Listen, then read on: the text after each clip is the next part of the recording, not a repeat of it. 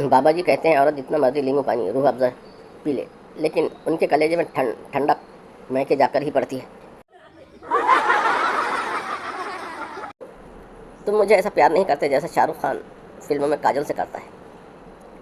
शोहर वो प्यार करने के 10 करोड़ लेता है, तुम्हारे बाप ने आज तक 10 रुपये नहीं दिए।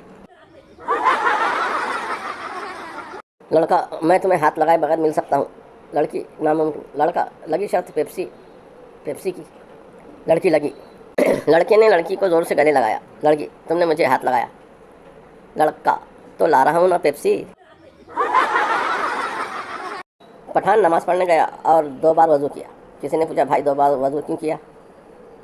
पठान अगर एक टूट गया तो दूसरा काम आएगा।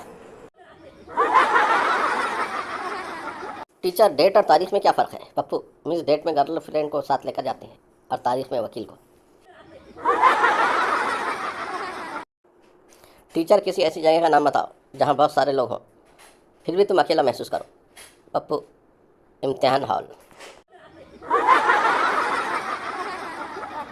वालिद हमसाई की लड़की को देखो, क्लास में अव्वल आई है। बेटा और कितना देखो, उसे देखकर तो फेल हुआ हूँ।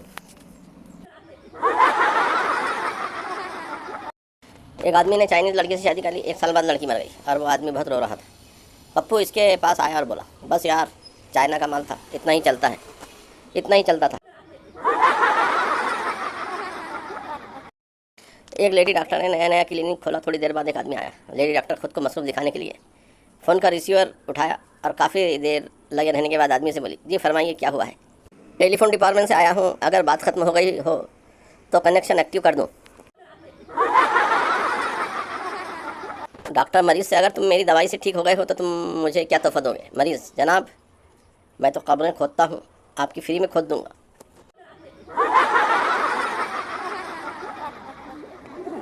कंजूस ये केला कितने का है? दुकानदार 10 रुपये का। कंजूस 6 रुपये का दे दो।